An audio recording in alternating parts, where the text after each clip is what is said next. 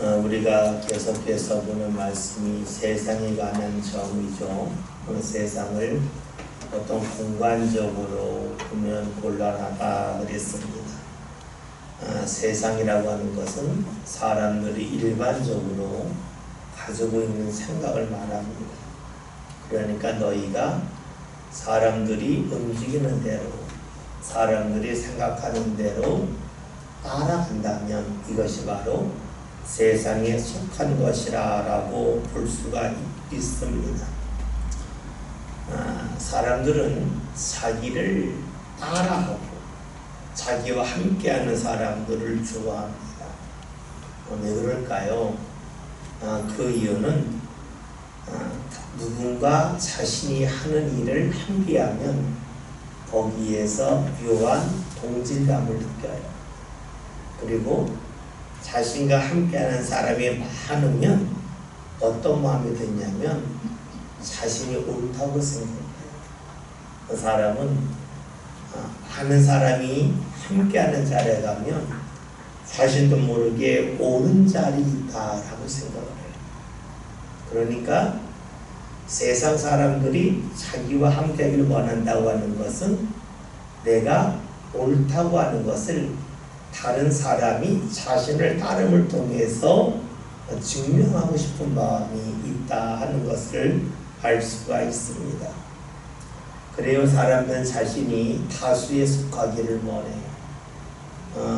예수님 시대에 그 유대인들이 하나님을 믿는다 하면서도 예수님을 멀리 했던 이유가 자신의 이 다수라서 자신들이 옳다고 여겼는데 예수님이 그 다수 속에 들어오지 아니하니까 그것이 싫은 거예요. 우리도 그런 마음이 있죠. 예수님이 하신 말씀이 너희 즉 예수님의 제자들은 세상에 속하지 않았다라고 말합니다. 예수님의 제자가 되었다는 것은 예수님을 따라가는 것이기 때문에 사람들을 따르지 않는 것이 되겠죠. 사람들이 많이 간다고 해서 따라가는 게 예수님의 제자가 아니라 사람들이 찾지 않은 길이라 할지라도 예수님이 가시는 길을 따라가면 그것이 바로 예수님의 제자가 되겠죠. 그래요. 세상의 질서가 있는데 그 세상의 질서가 하나님이 원하시는 방향과 늘 일치하는 것은 아닙니다. 그래서 예수님을 믿는다고 하는 것은 예수님이 가시는 길을 간다는 것도 되겠고 세상의 질서가 삶의 기준이 되지 아니한다 하는 것을 말할 수 있어요. 사람들이 흔히 생각하는 그 기준이 뭡니까? 사람들은 대부분 이것이 나에게 이익이 되느냐, 이익이 되지 않느냐 여기에 따라 살아갑니다. 그런데 예수님을 믿는다, 예수님을 따라간다, 그리고 예수님의 제자가 된다고 하는 것은 내 눈에 보이는 이익에 얽매이지 않겠다 하는 겁니다. 내 눈에 보이는 이익에 얽매이지 않는다는 것은 나는 이익을 전혀 생각하지 않는다 하는 것을 말하는 게 아니에요. 내가 볼 때 이것이 나에게 이익이 되고 도움이 될 것처럼 보여도 주님께서 나에게 원하시는 길을 가면 나중에는 이것이 나에게 더 이익이 되고 더 도움이 됨을 믿는 거예요. 그 이익이 된다고 하는 것을 꼭 물질적인 이익으로 보면 곤란해요. 우리가 물질을 갖고 있는 이유는 물질을 통해서 내가 즐거움을 얻기 위함이에요. 그러니까 물질이 많은 것보다 더 중요한 게 즐거움이에요.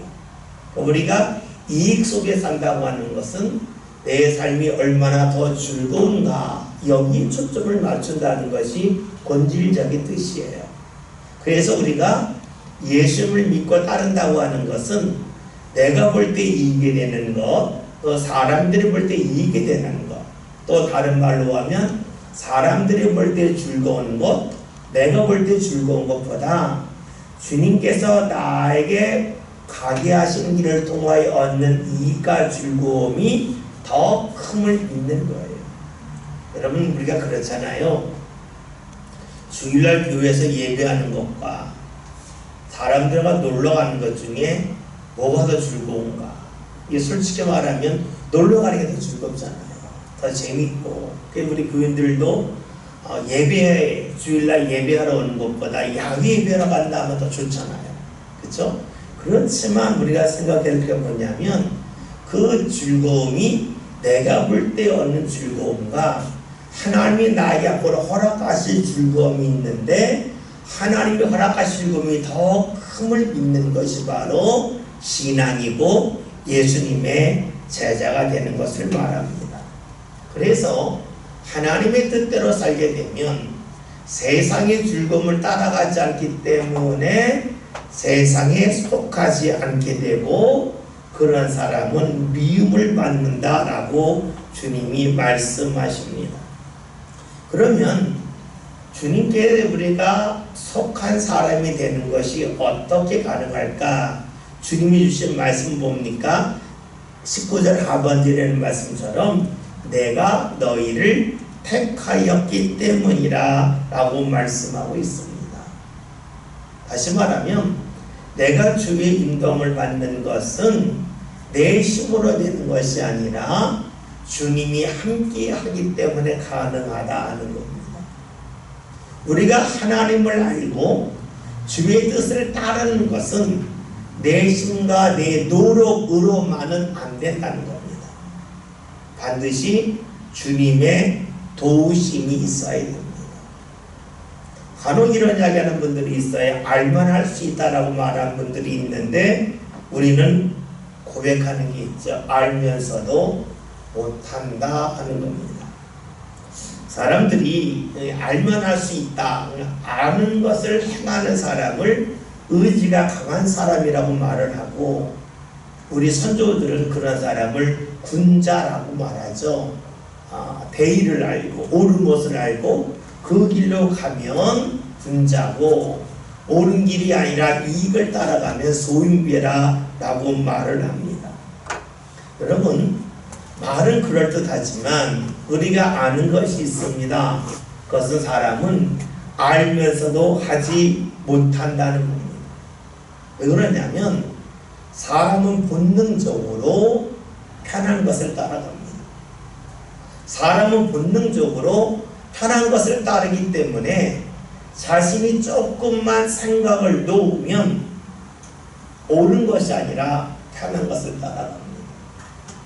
아마 여러분들 중에서 이 몸이 아파 보신 분은 알 거예요. 저 같은 경우는 이제 약 6년 전에 다리 수술을 했어요. 오른쪽 연골을 제거를 했는데 제가 원래 오른손잡이라서 오른발을 더 썼어요. 그런데 그 오른쪽 연골을 제거하고 왔더니 오른쪽 다리가 약하잖아요. 어쩔 수 없이. 그러다 보았더니 제가 설 때에 저도 모르게 왼쪽 다리에 이렇게 더 기대는 거예요. 그러다 보니까 그것이 세월이 계속 지나다 봤더니 왼쪽 다리는 좀 이렇게 두툼해지고 오른쪽 다리는 조금 뭐라고 할까요? 가늘어진다 그럴까요? 그렇게 되는 거예요. 그뿐만이 아니죠. 이 계단을 걸을 때에도 저도 모르게 걸을 때 보면 자꾸 왼쪽을 의지해요. 사실 오른쪽을 자꾸 써야 오른쪽의 근육이 묻고 그리고 건강에 좋은데 의식하지 아니하면 제가 생각하지 않으면 저도 모르게 왼쪽 다리 중심으로 서게 되고 그렇게 걸어요. 그럼 무엇을 말하냐면 사람은 무엇이 옳은지를 알지만 습관적으로 사람은 편한 것을 따라가게 돼 있다는 것이에요. 그러니까 알면서 행하지 못한 것이 사람임을 우리 자신을 보면 아주 쉽게 알 수 있어요. 우리가 어떤 학문적으로 연구해서가 아니라 우리가 한번 어디 아파보면 알아요. 자연스럽게 사람들은 편한 것을 따라가지 옳은 것을 따라가지 아니합니다. 오죽하면 우리 옛말에 3일을 굶으면 담을 다 넘어간다고 그랬잖아요. 그러니까 어려우면 사람들은 예의도 없어지고 의로운 것도 없어지고 본능을 따라서 먹을 것을 구하기 위하여 다른 사람의 담을 넘는다는 거예요. 이것은 무엇을 말합니까? 사람은 알기 때문에 행하는 것이 아니라는 거예요. 알지만 행하지 못하는 것이 바로 사람의 모습이라는 거예요. 그렇다면 하나님의 우리가 택하심을 받았다고 하는 말은 다른 말로 하면 하나님의 인도함을 받는다고 보면 좋아요. 우리가 하나님의 택하셨다라고 하면 말이 되게 어려워요. 이 말을 하나님의 인도함을 받는다라고 보면 쉬워져요. 그러니까 하나님이 택했다고 하는 것은 하나님이 나를 인도하시는 거가 돼요. 하나님이 인도하실 때 비로소 우리는 무엇이 가능합니까? 우리는 하나님의 뜻 가운데 들어갈 수 있다는 것이에요. 우리가 잘 아는 말씀이지만 한번 말씀 한번 살펴볼까 합니다. 로마서 8장 12절부터 14절입니다. 신약성경 249면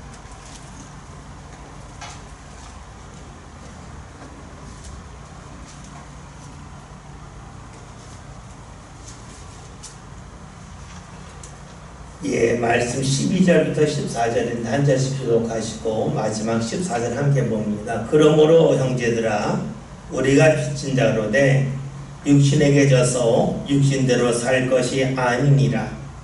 너희가 육신대로 살면 반드시 죽을 것이로되 영으로서 몸의 행실을 지키면 살리라. 다같이 무릇 하나님의 영으로 인도함을 받는 사람은 곧 하나님의 아들이라. 아멘. 우리가 육신에 져서 육신대로 살면 안 된다는 말씀을 좀 쉬운 말로 하면 본능에 이끌려서 본능대로 살면 안 된다고 보면 쉬워요. 육신이란 말은 본능, 우리가 배고플 때에, 졸릴 때에, 힘들 때에, 짜증날 때에 우리가 하고 싶은 반응이 있잖아요. 그 반응대로 살면 안 된다는 거예요. 그 본능대로 살지 않고 영의 이끌림을 받아야 되는데 그 영이 어떤 영이냐면 하나님의 영의 이끌림을 받아야만 본능대로 살지 않아서 하나님의 아들, 하나님께 속한 자, 하나님의 인도함을 받는 사람, 오늘 본문의 말씀대로 하면 하나님의 택하심을 받는 자가 된다라고 말씀하고 있습니다. 그렇죠. 우리가 하나님의 영의 이끌림을 받지 아니하면 우리는 본능대로 삽니다. 오늘 본문에 있는 말씀대로 하면 세상에 끌려 산다 하는 것입니다. 그러기에 우리가 구원받는 것은 우리의 힘과 노력으로 되지 아니하고 주님이 함께만 된다는 말씀이 되겠고, 이 말씀을 달리 해석하면 우리가 예수님을 믿음으로 말미암아 구원받는다라는 말씀까지 이어지겠죠. 그래요. 주님이 인도하지 아니하면 우리는 본능에 따라 삽니다. 다시 말하면 세상에 속한 사람이 됩니다. 우리가 세상에서 벗어나는 일, 사람들의 뜻에서 벗어나는 일, 본능에서 벗어나는 일은 오늘 성경에 있는 것처럼 주님이 택하셔야만 된다. 주의 인도하심을 받아야 된다고 예수님이 말씀하고 있습니다. 우리가 여기서 이 말씀을 우리에게 적용해 볼 필요가 있습니다. 왜냐하면 우리도 그렇지만 우리에게는 자녀들이 있기 때문입니다.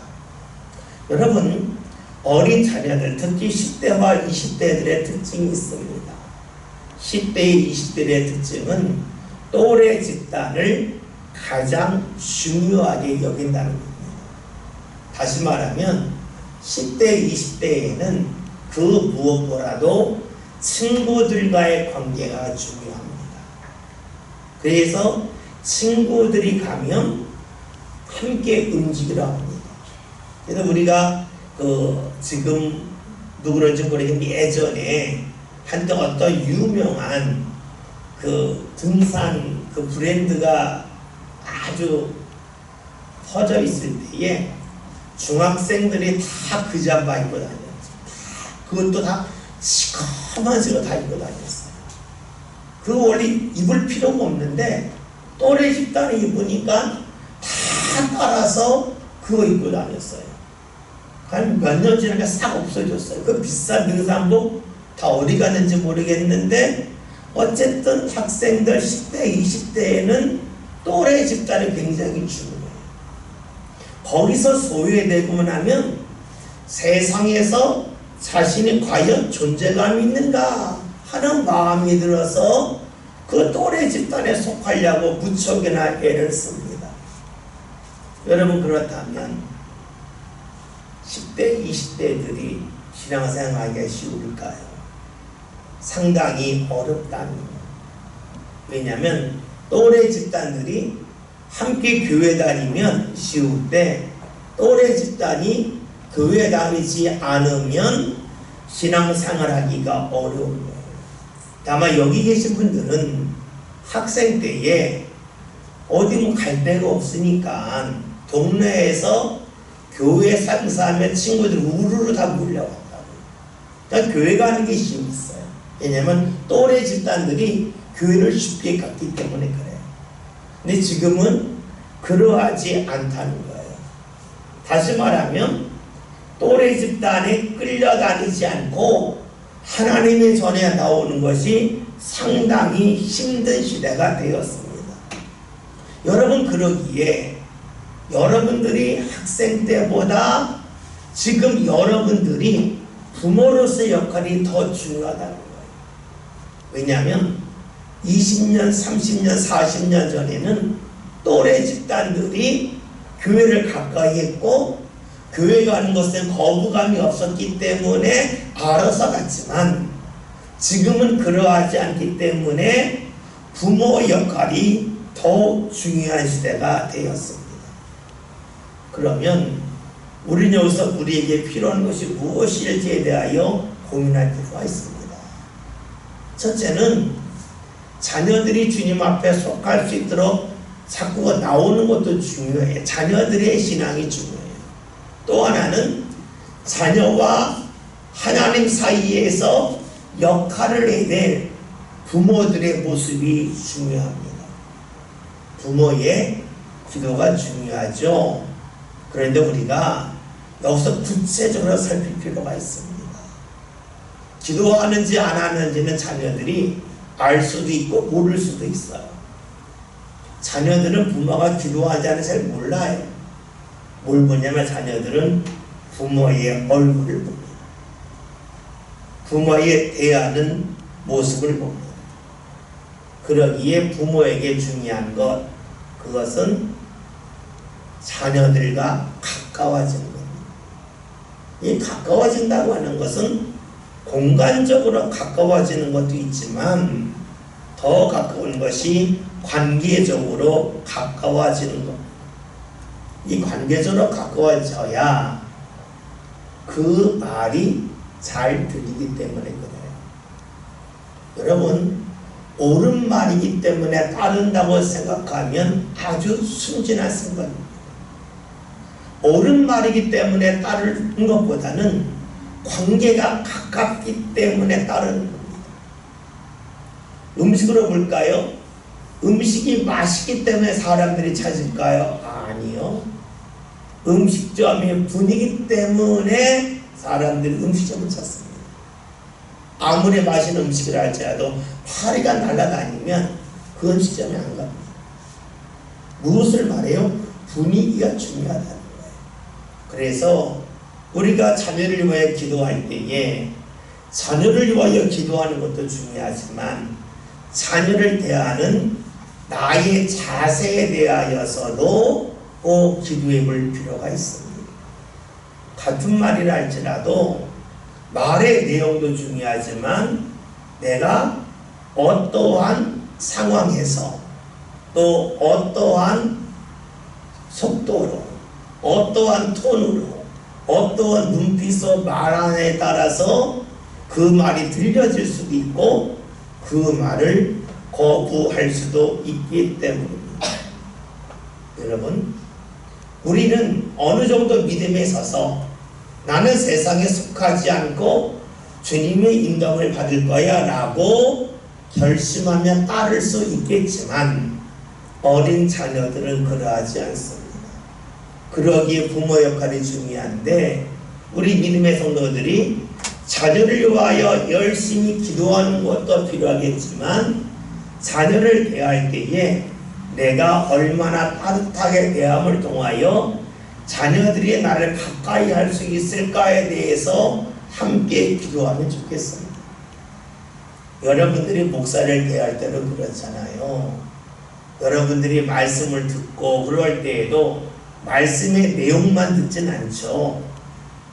말씀을 전하는 목사가 어떤 사람인가, 나와의 관계가 어떠한가에 따라서 말씀이 들려질 수 있고 말씀에 대해 귀를 닫을 수 있잖아요. 자녀들도 역시 그러함을 우리가 기억을 하면서 세상에 속하지 않고 주님의 인도를 받는 것이 상당히 어려운 시대에 내가 부모로서 어떻게 자녀를 대하고 어떠한 마음을 주님께서 주셔서 그 마음을 이끌어갈지에 대해서 우리가 주님 앞에 기도할 필요가 있을 겁니다. 예수님이 말씀하시기를 내가 너희를 택하였기 때문에 세상이 너희를 미워한다 라고 말씀하셨습니다. 택했다는 말씀은 주의 인도함을 받는다는 것이고 주의 말씀을 붙잡았다는 것을 말합니다. 그리고 너희를 미워한다고 하는 말은 너희를 가까이 하지 않는다 하는 말이 되겠죠. 이것이 바로 믿는 사람들에게 어려움입니다. 자신을 가까이 하는 사람이 많으면 우리는 삶의 안정감을 느낍니다. 자신이 외톨이가 아니라고 하는 생각이 들기 때문이죠. 반대로 내 주위에 사람이 많지 아니하면 나는 버림받은 것 아닌가, 외톨이가 아닌가, 잘못 사는 것 아닌가 라고 생각하기가 쉽습니다. 그런데 냉정하게 볼 것이 있습니다. 사람의 관계는 수시로 얼마든지 달라진다는 겁니다. 사람과의 관계는 내가 지금 사회적으로 어느 위치에 따라서 관계가 달라지기도 하고 내가 마주하는 사람이 지금 상황이 어떻게 바뀌었냐에 따라서 그 사람이 나를 가까이 할 수도 있고 멀리 할 수도 있습니다. 즉 사람과의 관계는 언제 어떻게 깨질는지 아무도 모릅니다. 그래서 시간이 지나놓고 나면 그 사람과의 관계가 그다지 중요하지 않았는데 내가 왜 거기 밑으로 매달렸을까 라고 생각하기도 하죠. 우리 믿음의 사람들에게 필요한 것이 무엇이냐면 주님과의 관계를 계속해서 경험하고자 힘쓰는 겁니다. 주님과의 관계를 통해서 내 삶의 안정감을 취하는 것이 그 무엇보다 중요합니다. 여러 번 말씀드리면서도 우리가 식사를 제대로 하지 않으면 자꾸 간식을 찾는 것처럼 주님과의 관계가 안정적으로 형성되지 아니하면 우리는 자꾸만 사람들을 만나서 사람들에게 인정받고 싶은 욕구가 커집니다. 그리고 주님과의 관계가 깊다고 하는 것은 여러 번 말씀드렸으면서도 노천탕을 생각하면 쉽습니다. 우리가 겨울에 노천탕에 갔을 때에 노천탕에 오래 있다 나오면 그 따뜻한 열기가 피부 속까지 깊숙이 들어가기 때문에 찬바람이 불어도 그리 추운 줄 모릅니다. 그러나 잠깐 들어갔다 나오면 피부 겉면만 따뜻해졌기 때문에 얼마 지나지 않아서 몸에 추위가 몰려오겠죠. 그래서 우리가 이 세상을 살아갈 때에 사람들의 관계가 중요하지 않다는 것이 아니라 사람들에게 끌려다녀 살지 아니하려면 주님과의 관계를 맺는 것이 중요하고 주님과의 관계가 깊숙해져서 때로는 내가 외로운 것 같아도 그 외로움과 추위를 넉넉히 이길 수 있는 주님과의 관계가 그 무엇보다 중요하다고 볼 수가 있습니다. 그래서 우리가 주님을 열심히 찾을 때에 그 다음에 일어나는 현상이 무엇이냐면 삶의 안정감이 있기 때문에 사람들을 따라가지 않게 되죠. 휩쓸려 가지 않게 되죠. 그러는 가운데 절제할 것을 절제하게 되고 붙잡을 것을 붙잡게 됩니다. 여러분 그렇잖아요. 그래서 사람들을 따라가면 결국은 시간을 쓰게 되고 결국은 물질을 쓰게 돼요. 우리가 하나님을 가까이 해서 그런 것에 우리가 흔들리지 않게 되면 우리가 예배했지만 다른 것을 통해서 빠져나갈 시간이 적게 빠져나가게 되고 우리 삶 가운데 사용하지 않아야 될 물질을 사용하지 않게 됨을 통해서 주께서 주시는 것이 더 큼을 알 수가 있어요. 그래서 오늘 말씀처럼 내가 주님에게 속함을 통해서 사람들의 미워함에 대해서 견뎌나갈 수 있는 그런 모습이 저와 여러분들 삶 가운데 반드시 확인되었으면 좋겠습니다. 20절에 있는 말씀 함께 봅니다. 내가 너희에게 이 주인보다 더 크지 못하다 한 말을 기억하라. 사람들이 나를 박해하였은즉 너희도 박해할 것이요 내 말을 지켰은즉 너희 말도 지킬 것이라. 아멘. 말씀을 보면 종이 주인보다 크지 못하다 하는 것은 키를 말하는 건 아니겠죠. 일단 능력을 말할 거야. 능력. 주인의 능력이 종보다 크다 하는 것도 될 겁니다. 그런데 이것을 다른 말로 보면 세심함까지로 볼 수 있어요. 주인이 보는 것은 세심하고 종들이 보는 것은 세심하지 못합니다.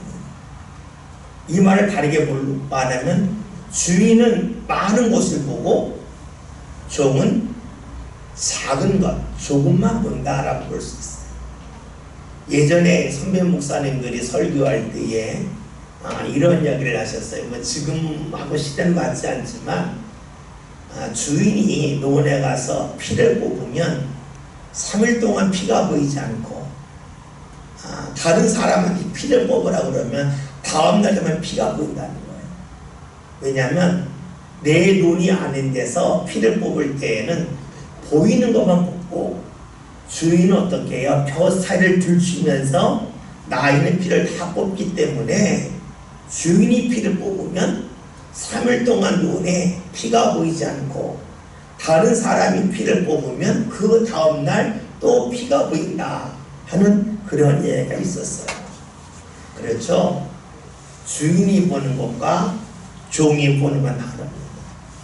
여러분 그렇잖아요. 일이 많아요. 손님이 많아요. 주인은 신이 나요. 종들은 그게 싫어요. 무엇을 말해요? 종과 주인이 보는 것이 다르다는 거예요. 예수님의 말씀대로 하면 주인은 양 100마리 중에서 한 마리가 사라져도 그 한 마리를 찾으러 가요. 잃지 않겠다는 거예요. 그런데 종들은 이야기하죠. 그러다가 99마리 잃어버리면 어떡합니까? 한 마리 포기합시다. 그렇게 계산을 해요. 근데 주인은 그러하지 아니합니다. 여러분, 주인이 종보다 크라고 하는 것은 주님이 우리의 삶을 보실 때에 우리는 하나만 보지만 주님은 그 이상을 본다라고 볼 수도 있어요. 우리는 지금 내 눈에 펼쳐지는 것만 보지만 우리의 주인 되신 주님께서는 내 눈에 펼쳐지는 것 밖에까지도 보신다라고 볼 수가 있어요. 그런데 오늘 말씀 19절 위에 있는 말씀 미워한다는 말씀이잖아요. 그러니까 종이 주인보다 크지 못하다라는 말씀 속에는 세심함과 능력에 관한 말씀도 있겠지만 미움을 당하는 것에 관한 말씀도 돼요. 즉 주인이 미움을 당하고 어려움을 당하는 것이 종들이 당하는 것보다 크다 하는 것이에요. 이것은 예수님이 당하신 어려움이 예수를 믿는 사람들이 당하는 어려움보다 더 크고 더 강하다는 것을 말씀합니다. 예수를 믿으면서 어려움을 당할 수 있지만 예수님이 당하신 어려움에 비하면 그것은 작은 것이다 하고 말씀합니다. 오늘 20절의 말씀을 봤더니 하반절에 사람들이 나를 박해하였은즉 너희를 박해할 거다. 사람들이 내게 어려움을 주었기 때문에 너희에게는 어려움을 줄 거라 라고 말씀을 하십니다. 그러면서 하시는 말씀이 내 말을 지켰은즉 너희 말도 지킬 것이라. 사람들이 예수님의 말씀을 지켰다면 너희가 전하는 말도 지킬 거라 라고 말씀합니다. 예수님은 박해 어려움에 관한 말씀 다음에 말씀을 지키는 것에 관하여 말씀합니다. 다시 말하면 어려움이지만 말씀을 지킬 것을 우리에게 말씀하고 계십니다. 봅시다. 우리는 어려우면 말씀을 지키기 어렵다고 생각합니다. 이게 맞는 말입니다. 그런데 주님께서는 어려워도 말씀을 지킬 것을 우리에게 권고하십니다. 무엇을 말할까요? 주님의 말씀을 지킬 때에는 다 좋은 것만 있는 것이 아니라는 겁니다. 말씀 속에 살 때에는 어려움도 있다는 것이죠. 그러나 그럼에도 불구하고 말씀 가운데 살아갈 때에 삶의 열매가 있음을 주님께서 말씀하여 주고 계십니다. 곡식을 생각하도록 할 수가 있겠죠.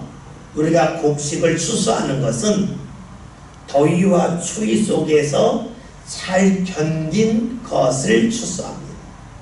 덥다고 떨어지거나 춥다고 떨어진 것은 나중에 열매가 되지 아니하죠. 우리가 잘 아는 것처럼 어떤 곡식이 어떤 과일이 맛있다고 할 때에는 대부분이 그렇죠. 일교차가 큰 것이 맛있죠. 일교차가 큰 지역에 있는 곡식이 맛있어요. 과일이 맛있어요. 우리가 철원쌀 맛있다, 여주쌀 맛있다, 이천쌀 맛있다 하는데 그 지역의 특징이 있죠. 내륙이에요. 내륙이기 때문에 일교차가 커요. 일교차가 커요. 낮에는 굉장히 덥고 밤에는 기온이 갑자기 뚝 떨어져요. 그것이 반복될 때에 과일이 맛있다 그래요. 여러분 우리가 잘 아는 상하나 배도 어디서 하나 보세요. 해안가 지대가 별로 없어요. 대부분 내륙 지방이에요. 포도 같은 경우는 해안가에서 많이 자라지만 그것은 해풍을 맞아서 그렇죠. 그러니까는 추위와 더위를 잘 견딘 과일이 맛있어요. 가치가 있어요. 우리 신앙도 역시 그러하다는 거예요. 그런데 어려움이지만 말씀을 지킨다고 하는 것이 결코 쉬운 일은 아닙니다. 어려우면 우리는 말씀을 지키지 않고 말씀보다는 내가 결정하고 싶은 생각이 많이 듭니다. 그런데 주님께서는 박해에 관한 말씀, 어려움에 관한 말씀을 하시면서 말씀을 지킬 것을 우리에게 알려주고 계십니다. 그러면 우리가 어려움 속에서도 우리가 말씀을 붙잡는 사람과 붙잡지 않는 사람의 차이가 무엇일까요? 21절 함께 보겠습니다. 말씀을 봅니다. 그러나 사람들이 내 이름으로 말미암아 이 모든 일을 너희에게 하리니 이는 나를 보내신 이를 알지 못하느라. 아멘. 다시 21절에 있는 말씀에서 내 이름으로 말미암아 라는 말씀이 나옵니다. 그리고 이 모든 일을 너에게 어려움을 준다는 겁니다. 우리가 이 말씀이요 글자로 읽고 상당히 어려워져요. 그런데 우리가 이렇게 보면 좋아요. 예수님의 이름으로 말미암아 너희가 어려움을 당한다는 것은 너희가 예수님의 이름을 부르기 때문에 어려움을 당한다 하는 뜻을 보면 곤란해요. 예수님의 이름으로 말미암는다고 하는 것은 여기서 이름이라고 하는 것이 그냥 아무개 이름이라고 하는 것이 아니라 그 사람의 인격, 그 사람의 뜻으로 보면 좋아요. 그러니까 예수님의 이름으로 말미암아 다른 사람들이 너희에게 어려움을 준다는 것은 너희의 이름을 앞세우지 않고 예수님의 이름을 앞세우기 때문이다. 또 다른 말로 하면 너희의 뜻을 앞세우지 않고 예수님의 뜻을 앞세우기 때문에 너희가 어려움을 당한다는 거예요. 그러면 예수님의 이름을 앞세운다고 하는 것은 앞에서 보았던 말씀대로 하면 우리 사람들이 가지고 있는 어떤 본능에 따르지 아니하고 하나님의 뜻 가운데 살아갈 때에 사람들이 너희를 싫어하고 미워한다라고 보면 좋을 겁니다. 우리가 단지 이 말씀을 예수님의 이름으로 말미암아 어려움을 당한다는 것이 내가 예수님의 이름을 부르기 때문이 아니라 내가 내 뜻이 아닌 주님의 뜻을 앞세우며 살기 때문에 다른 사람들이 너희를 멀리한다. 왜냐하면 사람들은 자신을 따르기를 원하고 자신을 많은 사람들이 따라야 자신이 옳다고 여기는 그런 생각 속에 살기 때문입니다. 우리가 여기서 한 가지 물어볼 것이 있습니다. 우리가 왜 신앙생활을 할까요? 가장 큰 이유는 나를 위함이죠. 나를 위함이라고 하는 것은 내가 하나님을 가까이 함을 통해서 하나님이 내게 베푸신 은혜가 더 큼을 믿기 때문입니다. 그렇다면 우리가 신앙생활 할 때 물어야 될 것이 내가 편한 것이 먼저일까? 아니면 하나님을 가까이 하는 것이 먼저일까 하는 거예요. 우리가 신앙생활하는 이유는 편하기 위함이 아니라 하나님을 가까이 하기 위함입니다. 여기까지 쉽죠. 근데 그 다음에 적용은 상당히 어려워져요. 우리가 주의절 헌신하잖아요. 헌신한 이유가 뭘까요? 편하게 일하려고 하는 건 아니죠. 우리가 하나님을 좀 더 가까이 하기 위함입니다. 하나님을 가까이 하기 위해서 헌신을 하는 겁니다. 내가 다른 사람들로 하여금 하나님을 좀 더 가까이 하는 사람이 될 수 있는 어떤 기회와 여건을 만들어주기 위해서 내가 헌신을 하는 겁니다. 그 헌신할 때에는 편한 것을 찾을 것이 아니라 내가 이것을 어떻게 해야 하나님을 가까이 할 수 있을까 하는 것에 초점을 맞춰야 되겠죠. 이것이 상당히 쉽지가 않아요. 우리가 힘들기 때문에 나도 모르게 쉽게 하고자 하는 마음이 들어요. 그러나 쉽게 하는 것보다 중요한 것은 하나님을 가까이 하는 거예요. 제가 아마 이번 주일부터는 광고를 할 터인데 우리 교회 입구에 들어오면 물 먹는 데 있고 커피 믹스가 있잖아요. 그 커피 믹스 밑에 보면 깡통이 하나가 있어요.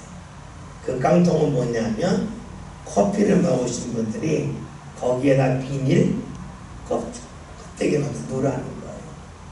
근데 지금 보면 주일날 보면 커피 그 들어간 수와 밑에 있는 비닐의 수를 보면 상당히 차이가 많아요.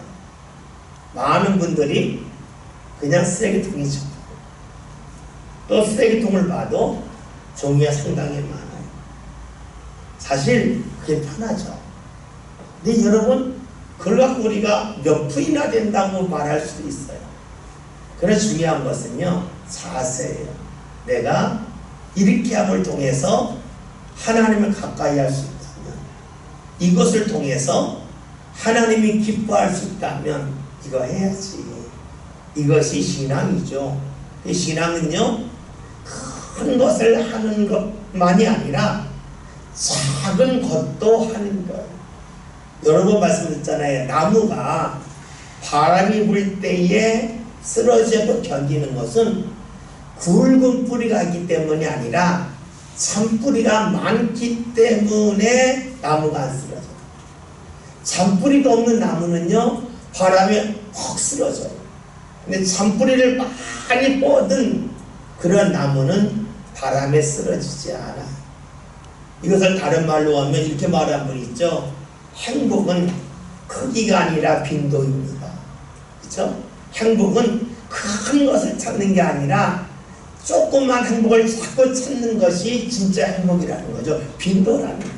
우리가 하나님을 만나는 것도 내가 굵게 만나는 것도 필요한데 잔가지처럼 만나는 게 중요해요. 그게 쉬운 일은 아니지만 우리 그것이 필요하다고 볼 수가 있죠. 생각해 봅시다. 우리가 하나님이 은혜의 통로가 된다고 하는 것은 엄청나게 좋은 일이에요. 내가 힘들지만 내가 헌신함을 통해서 다른 사람들이 하나님을 보다 쉽게 만나고 더욱더 깊게 만날 수 있다면 복된 일이에요. 여러분, 통로가 얼마나 좋아요. 생각해 보세요. 똑같은 땅이랄지라도 그 앞으로 길이 있다면 그 땅은 가치가 있고요, 통로에서 멀리 떨어질 수 있도록 그 땅의 가치는 떨어져요. 똑같은 땅인데 길과 통로와 얼마나 가까이 있느냐에 따라서 그 땅의 가치가 달라져요. 신앙도 역시 그래요. 우리가 하나님의 은혜의 통로가 된다고 하는 것은 큰 복이에요. 근데 내가 은혜의 통로가 된다고 하는 것은 나를 통해서 다른 사람들이 보다 쉽게 하나님을 만날 수 있는 길을 열어주는 거예요. 근데 그것이 힘들어요. 다른 사람이 쉬우려면 내가 그만큼 힘든 길을 걸어가야 돼요. 내가 편한데 다른 사람이 쉬울 수는 없어요. 그래서 헌신이 어려운 거예요. 그러나 헌신할 때마다 꼭 기억해야 될 것은 내가 왜 헌신하는가? 하나님을 가까이 하기 위함임을 기억할 필요가 있어요. 오늘 21절 뒤에 마지막에 있는 말씀을 봤더니 이는 나를 보내신 이를 알지 못함이라 라고 말씀했어요. 여러분, 사람들이 왜 예수님을 멀리 했을까요? 예수 믿는 사람을 바뀌었을까요? 예수님을 잘 몰랐는데 예수님과 하나님과의 관계를 몰랐다는 거예요. 그러니까 예수님이 나를 보내신 이를 알지 못합니다 라고 말씀했습니다. 보이는 게 있고요, 보이는 것과 연결되어 있는 것이 있어요. 제가 지난해인가요? 아마 지지난해인가 목회장이 글을 쓴 것 같은데요, 우리 교회에서 이렇게 산책을 나가 걷다 보면 저기 성주중학교 그 아래길 옆길이 있어요. 거기서 중후아파트 가는 길이 있어요. 뭐 오른쪽에 자이아파트가 있고 왼편에 남쪽에 성주산이 있어요. 근데 길만 보면은요, 자이아파트 쪽이 길이 훨씬 더 넓고요, 예쁜 나무가 많아요. 반면에 성주산 쪽에는요, 나무도 별로 없고 옹벽이 쳐져 있어서 보기가 별로 안 좋아요. 그러니까 우리가 볼 때에는 그 옹벽이 있는 쪽보다는 자이아파트 쪽 길이 더 좋아 보여요. 그래서 그 거리를 많이 걸어요. 그런데 여러분, 그 길을 걸을 때에 보기는 자이아파트 쪽 길이 나무가 예쁘고 좋지만요, 걸어보면요 공기가 아주 나아요.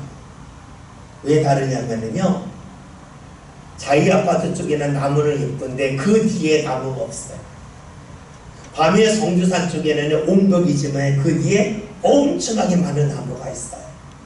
그러니까 옹벽을 보면 별거 아닌데 옹벽과 연결된 그 산을 생각해 보면 그 길이 훨씬 좋아요. 그 길이 공기가 아주 달라요. 불과 뭐 10m밖에 차이 안 나지만은요, 공기가 아주 달라요. 무엇을 말할까요? 보이는 것이 있고요, 보이는 뒤편에 연결된 것이 있어요. 사람들이 예수님을 볼 때에 예수님만 봤어. 예수님의 말씀 보니까 나를 보내신 이를 알지 못합니다.